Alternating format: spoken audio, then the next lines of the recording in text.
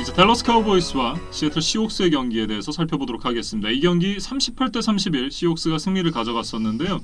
지난주에 양팀 모두 이제 치열한 승부 끝에 승리를 가져갔었던 두 팀이었고 이 경기에서도 뭐 어마어마한 난타전을 펼친 끝에 시옥스가 승리를 가져갔습니다. 뭐 이긴 시애틀 얘기를 좀 먼저 해보고 싶은데 네. 역시 러셀 윌슨과 뭐 맥칼프, 타일러 로켓 이 삼각 편대가 뭐 이번 경기에서도 이제 위용을 그대로 드러냈고 네. 뭐 일단 두 리시버가 모두 100 리시빙 야드 이상을 해줬어요. 그리고 러셀 윌슨은 무려 5개의 터치다운을 패스를 던지면서 뭐 댈러스의 세컨더리를 뭐 완벽하게 공략을 했습니다. 예. 그리고 이제 경기 종료 4분을 남겨놓고 역전을 허용했었던 이제 시애틀 시옥스였는데 러셀 윌슨 선수가 4쿼터의 남자 아니겠습니까? 4쿼터의 남자답게 역시나 또 이 역전 드라이브를 만들어내면서 승리를 가져갔습니다. 그리고 제가 DK 맥칼프에 이제 칭찬을 하기는 했는데 네. 좀 다시 돌아봐야 될 장면이 한 가지 있기는 했어요. 사실 이제 그 말씀해 주실 그 부분 때문에 이 경기가 굉장히 쫄깃쫄깃해졌던 그런 측면도 있었다 이렇게 봐야겠습니다. 뭐 돌이켜 놓고 보면 이제 그때 시애틀 득점을 못한 게 네. 이렇게 이제 접전으로 가는 원인이기도 했었죠. 예. 그런데 이 장면이 이제 1쿼터 막판이었는데 윌슨이 이제 멋진 그 딥패스를 맥칼프에게 던졌어요. 그래서 맥칼프가 멋지게 잡아낸 것까진 좋았는데 뭐 당연히 터치다운이 되겠지 이렇게 너무 낙관한 나머지 그냥 공을 한 손에 쥐고 네. 그냥 되게 또 스피드를 또 죽이면서 이제 유유히 이제 엔드존으로 걸어가고 있었거든요. 그런데 이제 이거를 열심히 쫓아온 댈러스의 트레본 딕스가 이제 쳐내면서 그게 엔드존을 그냥 넘어가 버리고 말았어요. 그러면서 터치백이 됐죠. 네, 댈러스의 이제 터치백으로 이제 최종 판정이 났는데 맥칼프에게 좀 이런 조언을 해주고 싶어요. 그러니까 세레머니는 엔드존에 완전히 들어가고 이제 심판이 터치다운 사인을 낸 이후에 해도 늦지 않다. 네. 이런 얘기를 좀 해주고 싶습니다. 아마 본인이 그런 교훈을 정말 얻지 않았을까요? 더 절실하게 좀 깨달았을 것 같다라는 생각이 들고 어쨌든 뭐 문제를 만들었었던 것도 DK 맥카프였는데 어떻게 보면 이제 결자 해지를 했다 이렇게도 좀 얘기를 할 수가 있을 것 같아요. 뭐 팀이 일단 승리를 했기 때문에 또 뭐 이제 좋은 기억만 가지고 가야겠죠. 예. 그리고 이제 이런 좀 실수들은 좀 반면교사 삼아서 이제 더 성숙한 선수가 돼야 되겠습니다. 이제 댈러스 카우보이스 얘기를 좀 해보면 프레스캇이 물론 이제 이 커리어 이 472 패싱 야드를 기록하긴 했습니다만 인터셉션도 2개를 던졌고 펌블도 한 번 있었고 총 3번의 이제 턴오버를 기록을 했습니다. 그리고 마지막 이제 특히나 이 역전할 수 있었던 2미닛 드라이브 여기서도 아쉬움을 남겼었어요. 뭐 레드존 근처까지는 잘 왔어요. 예. 그런데 뭐 오라인이 뚫리면서 이제 쌔도 당했고 그 다음번에 또 인터셉션을 던지고 말았거든요. 그러면서 뭐 동점 혹은 역전까지는 이제 가지 못했던 프레스캇이었습니다. 예. 이 경기에서 이제 프레스캇만 아쉬웠던 게 아니라 이 입사 동기죠. 입사 동기 이제 이즈켈 엘리엇 역시도 굉장히 좀 부진한 모습을 보여주면서 아쉬움을 남겼습니다. 뭐 러싱도 지금 34야드밖에 되지 않았고 리시빙도 24야드에 불과했거든요. 근데 이제 뭐 이런 수치적인 기록뿐만 아니라 그 프레스캇의 이제 짧은 패스를 3번이나 드랍하는 모습이 있었어요. 예. 딱히 상대의 컨택이 없었던 장면들로 기억이 되는데 이런 좀 상대적으로 손쉬운 패스들을 이제 놓치는 거는 엘리엇답지 않은 모습이었고 예. 지난 시즌에도 이제 제가 엘리엇이 좀 강팀들, 그러니까 플레이오프에 진출한 팀들을 상대로 좀 부진한 모습이었다는 게 아쉬웠다 이렇게 좀 리뷰를 했던 바 있었는데 이번 경기에서도 이제 컨텐더 시애틀과의 경기였잖아요. 근데 여기서도 엘리엇이 좀 아쉬운 모습을 보여주면서 댈러스가 경기를 패하고 말았습니다. 네. 와중에 이제 유일하게 빛났던 선수가 하나 있는데요. 엘던 스미스입니다. 거의 뭐 악마의 재능이다 이렇게 얘기를 해야 될 것 같아요. 이 선수 안 데려왔으면 어쩔 뻔했나 싶습니다. 현재 이제 리그 색 선두로 이제 거듭나고 있는 엘던 스미스인데 이 선수가 5년 만에 NFL 무대에 다시 복귀했는데 이런 퍼포먼스를 보여준다? 정말 재능은 어마어마하다 이렇게 얘기를 해야 될 것 같습니다. 뭐 재능도 참 어마어마하고 기존에 뛰었던 선수들이 또 반성을 해야 되지 않나 이런 생각도 좀 들어요. 예. 어쨌든 이제 댈러스 카우보이스가 지난 시즌에 이 플레이오프 진출 팀들을 상대로 굉장히 좀 약한 모습들을 보여줬었잖아요. 어떻게 보면 이제 강약 약강의 모습을 보여줬던 지난 시즌이었는데 올 시즌 역시도 초반 3경기만 놓고 보면 좀 비슷한 행보다 이렇게 얘기를 할 수가 있을 것 같습니다. 뭐 댈러스의 향후 스케줄을 살펴보면 음. 브라운스, 자이언츠, 카디널스와의 홈 3연전이 있습니다. 예. 이게 정말 중요할 것 같아요. 그래서 최소 2승 1패 아니면 이제 3연승을 하면서 초반에 안 좋았던 분위기들을 좀 수습할 필요가 있는 카우보이스가 되겠습니다. 네, 어쨌든 이제 이 정말 역대급 리시버진을 구축을 하고 있는 이 댈러스 카우보이스인 만큼 엘리엇이야 뭐 한 경기 정도 삐끗할 수도 있는 거고 어쨌든 공격팀은 굉장히 잘 갖춰놓은 댈러스잖아요. 그냥 수비팀이 조금 더 본전을 해줘야겠다 이런 생각이 좀 드네요. 어쨌든 댈러스 카우보이스와 시애틀 시옥스의 경기에 대해서 얘기를 해봤습니다. 아마도 이제 이지만 위원이 좀 관광 울고 계시지 않을까 뭐 이렇게 생각이 들고요. 다음 경기는 이제 디트로이트 라이언스와 애리조나 카디널스의 경기입니다. 이 경기 이제 26대 23 라이언스가 승리를 가져갔는데요. 이 매치업이 이 카일러 머리 선수의 데뷔전 매치업입니다. 지난 시즌 이제 애리조나 카디널스의 개막전 매치업인데 그 당시 이제 무승부를 기록했었던 양 팀이었는데 이날 경기에서도 굉장히 좀 팽팽한 그런 경기를 펼쳤고 결국은 디트로이트 라이언스가 승리를 가져갔습니다. 저도 그 작년 1주차 경기를 좀 두근거리는 마음으로 이제 봤던 기억이 나는데 사실 이번 경기는 좀 편안한 기분으로 봤어요. 예. 그러니까 그 작년과 비교해서 애리조나는 많이 성장을 했고 디트로이트는 뭐 그때나 지금이나 조금 정체된 모습이었기 때문에 이번 경기에서는 애리조나가 좀 손쉽게 승리를 가져가지 않을까 뭐 그런 생각을 하면서 봤는데 네. 이게 하더니 결국 디트로이트가 업셋을 만들어냈습니다. 예. 그러니까 4쿼터 2분을 남겨놓고 23대 23 동점 상황으로 이제 이 파이널 2미닛에 돌입을 했었던 양 팀이었는데 여기서 이제 매튜 스태포드 선수가 거의 엔드존까지 날아가는 그 패스를 던지면서 어떻게 보면 이제 완전히 분위기를 바꿔놓을 수 있는 플레이였는데 할라 플리바이 발차이 선수의 홀딩 반칙이 선언이 되면서 또 분위기 이상해졌어요. 사실 디트로이트 입장에서는 정말 갑분싸가 됐다 예. 이렇게 말씀을 드리고 싶은데 음. 저는 이 상황에서 정말 스태포드를 칭찬하고 싶은 게 어떻게 보면 굉장히 화날 수도 있고 네. 또 멘탈이 흔들릴 수도 있는 상황이잖아요. 아니 내가 이 멋진 디펜스로 승리를 다 만들어 놨는데 거기서 홀딩 파울을 하면 어떡하냐 이렇게 좀 남 탓을 하거나 좀 내가 흔들리거나 할 수 있는 상황인데 침착하게 바로 다음 플레이들을 이어가더라고요. 예. 그러면서 이제 바이런 머피 선수가 이제 패스 인터피리언스 반칙을 범했고 그걸 이제 발판 삼아서 이 공격을 계속해서 이어나간 끝에 결국은 이 역전 끝내기 필드골을 기록했었던 디트로이트였습니다. 우리가 잠시 잊고 있었던 매튜 스태포드라는 쿼터백의 역량, 그 힘을 좀 느낄 수 있었던 경기였습니다. 예. 스태포드가 엘리트 쿼터백이라고 얘기하긴 애매하지만 이 선수가 이 정도의 무기를 갖고도 이 정도의 성적을 낼 수 있다? 좋은 쿼터백이면 분명합니다. 그러니까 디트로이트라는 팀에 좀 가려져 있어서 그렇지 예. 이 선수가 전체 1번 픽으로 와서 분명히 반짝반짝하는 순간들도 있었고 이 약팀을 플레이오프로 이끌었던 시즌들도 분명히 있었습니다. 그래서 이 스태포드가 다시 한번 또 좀 라이언스 팬들에게 기쁨을 줬고 이번 승리로 라이언스는 지난 시즌부터 이어왔던 11연패 기록에서 이제 그 연패를 끊고 이제 감격의 승리를 거뒀습니다. 예. 그러면서 이제 라이언스 역시도 전체 1번 픽에서는 조금씩 멀어지는 느낌을 주고 있는데 어쨌든 이 디트로이트 라이언스의 일격을 맞았던 애리조나 카디널스였습니다.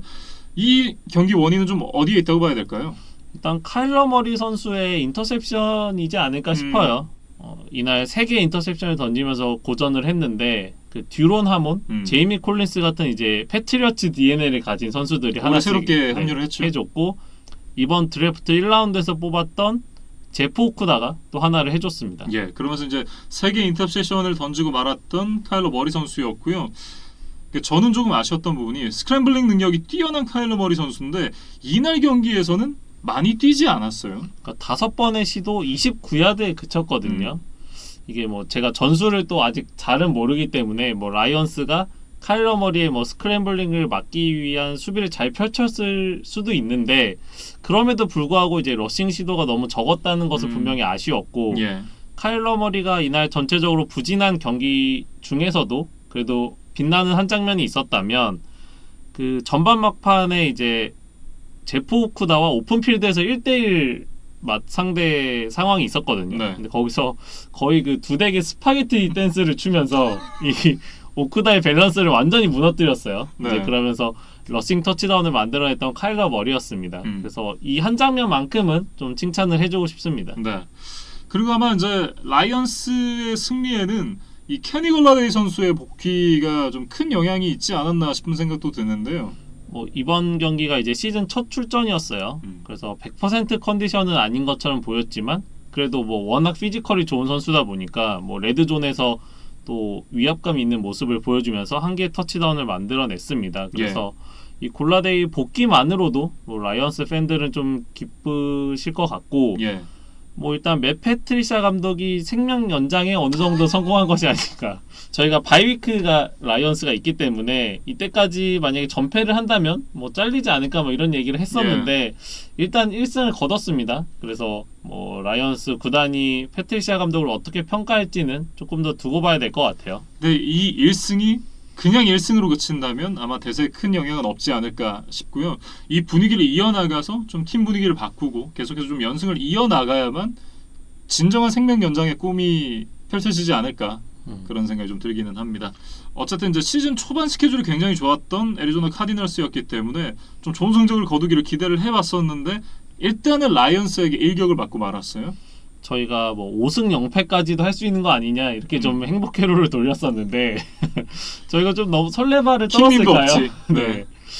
연승이 이제 2연승에서 마감이 되고 말았고 이 시즌 전체를 나중에 돌아보면 이번 3주차 라이언스에게 당했던 패배가 좀 뼈아프게 느껴질 것 같아요. 예. 그런데 어쨌든 다음 경기 이제 캐롤라이나와 또 만날 예정인데 좀 이번 패배를 잊고 좀 빠르게 반등하는 모습을 보여주기를 좀 기대해 보겠습니다. 네, 이렇게 라이언스와 카디널스의 경기 살펴봤습니다. 다음 얘기해볼 경기는 이제 그린베이 패커스와 뉴올리언즈 세인츠의 경기가 되겠습니다. 이 경기 37대 30 패커스가 승리를 가져갔는데요. 역시나 뭐 명예전당 입성이 확실시 되어 있는 두 명의 쿼터백 간의 맞대결이었습니다. 정말 어마어마한 난타전을 또 펼쳤습니다. 브리스와 로저스 이 두 쿼터백에 대해서 조금만 말씀을 드리면 일단 두 선수 모두 한 개씩의 이제 슈퍼볼 반지를 가지고 있고 지금 역대 커리어 상대 전적을 보면 2승 2패거든요. 예. 그래서 모두 홈 경기를 치른 선수가 이제 승리를 거뒀던 그런 전적이 있었는데 이번 경기를 통해서 처음으로 이제 원정 경기에 나섰던 로저스가 승리를 거뒀습니다. 예. 그리고 이제 양 팀이 모두 차를 하나씩 떼고 경기를 했습니다. 이 그린베이 같은 경우에는 다반테 애덤스 선수가 출전을 하지 않았고 그리고 세인츠 같은 경우에는 마이클 토마스가 지난주에 이어서 이번 주에도 결정을 하게 됐는데 둘 중에 공백이 더 컸던 쪽은 역시나 이 마이클 토마스였다. 이렇게 얘기를 해야 될 것 같아요. 그린베이는 앨런 라자드 선수가 다반테 아담스의 공백을 상당히 잘 메워줬습니다. 예. 이번 경기에서 무려 146 리시빙 야드에 한 개의 터치다운을 기록을 했거든요. 예. 그래서 세인츠도 뭐 카마라가 뭐 러싱과 리시빙에서 모두 분전하기는 했지만 조금 부족했습니다. 원래 이제 카마라의 역할은 카마라가 해줘야 되는 역할이고 거기다 이제 마이클 토마스 선수가 있어야 되는데 없는 거니까 사실 그 역할을 대신해줄 선수는 없었다라고 보는 게 좀 더 맞을 것 같고요.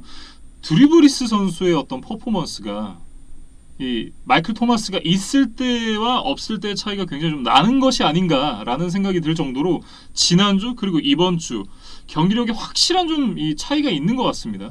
브리스 선수가 마이클 토마스가 없으니까 애초에 중장거리 패스 자체를 좀 시도하지 않는 것처럼 좀 보였거든요. 예. 이게 좀 노쇠화의 영향인지 아니면 단순히 마이클 토마스의 부재 때문인지는 조금 더 지켜봐야 될 것 같기는 한데 네.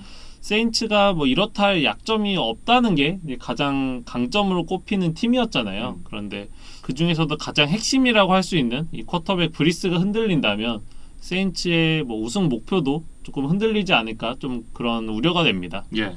그리고 이제 이날 경기에서 가장 중요했던 장면을 좀 꼽아보자면 그 27대 27 이제 4쿼터 초반에 이제 굉장히 이 접전으로 경기가 흘러가고 있었는데 테이서밀 선수가 들어와가지고 이제 직접 들고 달리려다가 이 자다리오 스미스 선수한테 이제 잡히면서 공이 빠져나왔습니다. 그러면 펌블이 됐고 그게 이제 펌블 로스트가 되면서 이제 턴오버로 이어졌습니다. 이 부분이 좀 이날 승부를 결정짓는 결정적인 플레이가 아니었나 그런 생각이 드네요.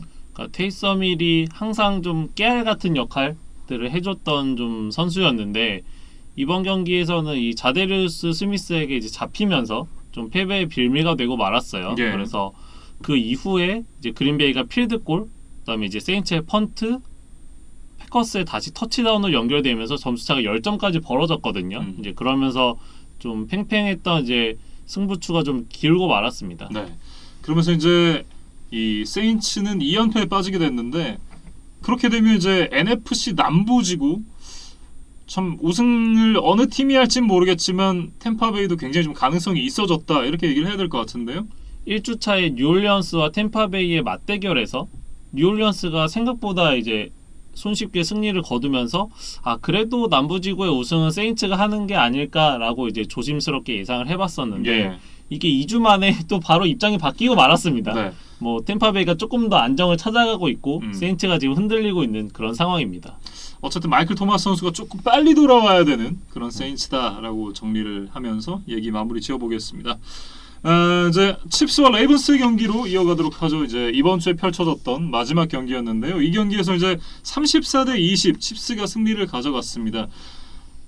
사실 이제 이 경기가 3주차에 펼쳐지는 경기 중에 가장 빅매치다라고 이제 얘기들이 많았고 그러면서 이제 굉장히 좀 기대를 많이 모았던 매치업이었는데 뚜껑을 열고 보니까 이제 일방적인 경기였습니다. 칩스가 뭐 워낙 강했다 네. 뭐 이렇게 얘기를 해야 될 것 같은데 뭐 미리 보는 AFC 챔피언십 게임이었죠. 그리고 지난 시즌 정규리그 MVP 라마 잭슨 대 슈퍼볼 MVP 패트릭 마홈스 뭐 이 빅네임들의 뭐 충돌로도 뭐 많은 관심을 받았던 그런 경기였습니다. 네. 이 정도면 이제 이 패트릭 마홈스에게는 레나생이라고 이제 해야 될 것 같은데요. 레이븐스만 나오면 생유. 이제 세 번째 두 선수 간의 맞대결이었는데 세 경기를 모두 이 패트릭 마홈스 선수가 승리로 가져가게 됐습니다. 그러니까 드라이브만 비교를 해봐도 칩스가 이기는 게 너무 당연했던 경기였다 이렇게 좀 말씀을 드려야 될 것 같아요. 근데 첫 번째 드라이브부터 이제 러싱 공격 위주로 경기를 풀어갔었던 레이븐스였는데 결국 터치다운 없이 필드골로 마무리를 했고요. 그 다음에 이제 패트릭 마홈스가 첫 드라이브부터 터치다운을 기록하면서 이 6대 3으로 앞서갔습니다. 엑스트라 포인트를 실패를 했죠. 그리고 이제 레이븐스가 두 번째 드라이브에서 이제 7핀 반칙이 나오고 라마 잭슨이 색을 당하면서 펀트로 공격권을 넘겨줬고 칩스는 두 번째 드라이브에서 패트릭 마홈스가 기가 막힌 플레이 보여줬어요. 언더니스 셔블 패스로 이렇게 풀백 셔먼 선수에게 연결을 하면서 또 터치다운을 만들어냅니다. 그러면서 점수차가 13대 3까지 벌어졌는데 여기서 레이븐스의 이날 뭐 유일하게 좀 빛났던 장면이라고 해야 될까요? 이 와이드 리시버이자 킥 리터너 데빈 주버네이 선수가 93야드짜리 킥 리턴 터치다운을 만들어내면서 팀의 첫 터치다운을 만들어냈습니다. 이 선수가 이제 말씀을 드렸었지만 카일러 머리 선수의 사촌이죠. 이 선수가 이제 3라운드에 뽑힌 신인이었는데 네. 이번 시즌 최초의 리턴 터치다운이 아닌가 싶어요. 예. 그래서 요즘 NFL에서는 뭐 킥오프 리턴 혹은 뭐 펀트 리턴 터치다운을 보기가 힘들어진 게 사실인데 듀버나이 선수가 모처럼 좀 가슴이 뻥 뚫리는 그런 이제 장거리 터치다운을 만들어줬습니다. 예. 그 이후에 이제 양 팀이 모두 펀트 한 번씩을 찾고 칩스가 네 번째 드라이브에서 뭐 전매 특허죠. 마홈스 투힐 또 하나의 터치다운을 만들어냈었고 이게 스코어가 20대 10까지 벌어집니다. 더블 스코어가 되고 그리고 레이븐스가 네 번째 드라이브도 펀트를 차고 칩스는 또 하나의 터치다운을 만들어내면서 27대 10까지 달아납니다. 마홈스 투 하드먼이었는데 와 49야드짜리 패싱 터치다운이었거든요. 기가 막혔습니다. 그러니까 이 17점 차로 벌어진 터치다운이 좀 승부의 쐐기를 박았다 이렇게 좀 말씀을 드려도 될 것 같아요. 예, 그리고 그 다음 드라이브에서 레이번스가 펌블을 범했고 칩스는 뭐 마지막 드라이브에서 이제 필드골을 시도했었는데 해리슨 버커 선수가 이제 필드골을 실패를 하면서 27대 10으로 전반이 끝나게 됐습니다. 그리고 후반전 첫 번째 드라이브에서 이제 칩스가 펌블 로스를 하면서 분위기가 조금 이상해지는가 했었는데 레이븐스가 결국 이제 그거를 살리지 못하고 또 필드골로 마감을 하게 됐고요. 그리고 이제 그 다음 칩스 공격에서 포스트다운 컨버전을 시도를 했었던 칩스였는데 이게 실패를 하면 이제 하프라인 부근에서 이제 공격권을 넘겨주게 됐습니다. 그러면서 어떻게 보면 이제 레이븐스에게 추격의 빌미를 제공을 했어요. 27대 20 이제 원포베제션 안으로 들어오게 됐는데 여기서 굉장히 재밌는 공격을 칩스가 준비를 해왔습니다. 칩스가 에릭 피셔 선수에게 터치다운 패스를 연결하면서 이제 투 포지션 경기를 만들고 그대로 경기를 끝냈어요. 이 에릭 피셔가 원래 포지션이 이제 레프트 태클이기 때문에 예. 평소에는 리시빙을 할 일이 없는 선수거든요. 그렇죠. 그런데 칩스가 앞서 그 셔블 패스에 이어서 이번에 좀 독특하고 이제 창의적인 공격 스킴을 통해서 뭐 에릭 피셔가 리시빙 터치다운을 기록을 했습니다. 예. 그리고 이제 레이븐스가 다음 드라이브에서 레드존까지 진입을 했지만 결국 이 라마 잭슨 선수가 2연속 색을 당하면서 포스 앤 24가 됐고 결국 이제 포스 다운 컨버전 실패하면서 경기가 끝났는데, 그러니까 이렇게 이제 타임라인만 쭉 살펴봐도 굉장히 좀 일방적인 경기였다라는 게 확실히 느껴지는 그런 경기였습니다. 뭐 전체적인 뭐 전진 야드나 뭐 타임 오브 포지션, 뭐 퍼스트 다운 개수 뭐 이런 데서 모두 칩스가 좀 압도한 경기였습니다. 예. 특히나 이제 제가 가장 눈여겨봤던 부분은 서드 다운 컨버전 성공률이었는데요. 이 레이븐스가 9번 시도해서 1번 성공했고요. 칩스는 13번을 시도해서 10번을 성공시켰습니다. 그러니까 이 서드 다운에서의 성공률이 굉장히 좀 큰 영향을 끼쳤다라고 봐야 될 것 같고, 그러면서 이제 토탈 야드도 이 칩스 같은 경우는 517야드, 레이븐스는 228야드, 뭐 절반도 되지 않았고요. 마음스의 패싱 야드만 해도 이제 385야드였는데 여기서 300야드 정도를 빼야 라마 잭슨의 패싱 야드와 거의 비슷해집니다. 그러니까 라마 잭슨이 두 자릿수 패싱 야드를 기록하고 말았어요. 예, 그래서 87야드 기록했죠. 네, 그래서 완전히 묶였다고 봐야 될 것 같고, 뭐 라마 잭슨에 대해서 좀 평가를 해보자면 그 앞서 말씀해주신 경기 시작하고 나서 첫 드라이브에서 라마 잭슨이 적극적으로 스크램블링을 했거든요. 예. 근데 저는 그걸 보면서 어떤 생각이 들었냐면 앞선 두 경기에서는 라마 잭슨이 딱히 러싱을 많이 하지 않는 모습을 보여줬어요. 그런데 이번 경기는 뭐 라이벌 칩스와의 아주 진검승부이기 때문에 시작부터 자신이 내세울 수 있는 가장 강력한 무기를 쓰면서 네. 좀 승리에 대한 의지를 보여준 게 아닐까 뭐 이런 생각을 해봤는데 이게 뭐 경기 전체적으로 좀 이어지지는 못했던 것 같습니다. 저는 좀 외롭다라는 생각을 했었는데요. 사실상 러싱 리더도 이 라마 잭슨 선수였고 패싱 야드도 100야드가 채 안 됐잖아요. 그러니까 리시빙을 받아줄 선수도 없고 뛰어줄 선수도 없다라는 생각이 들어서 굉장히 좀 외롭다라는 생각을 했었고, 역시나 마음스가 정말 특별한 선수다. 우리는 마음스의 시대에 살고 있다. 이런 생각이 좀 드는 경기였습니다. 그러니까 마홈스가 지난 차저스와의 경기에서 좀 고전을 했기 때문에 네. 볼티모어가 승리를 가져가지 않을까라고 좀 조심스럽게 예측하시는 팬분들도 계셨던 것 같아요. 예. 그런데 뭐 마홈스가 그 예상들을 비웃기라도 하듯이 뭐 바로 좋은 모습을 보여주면서 승리를 했고, 뭐 저는 그런 생각을 했습니다. 그러니까 정말 어려운 플레이를 쉽게 성공하는 게 이제 진짜 고수의 면모라고 하잖아요. 그렇죠. 그래서 마홈스가 뭐 뒷볼을 여러 번 꽂아 넣었는데 그게 참 쉬워 보였다. 저는 뭐 그렇게 좀 말씀을 드리겠습니다. 네. 어쨌든 이 경기는 이제 칩스가 승리로 가져가면서 이 상위권 팀들 간의 경쟁에서 이제 우위를 점하게 되는 캔자스시티 칩스가 되겠는데요.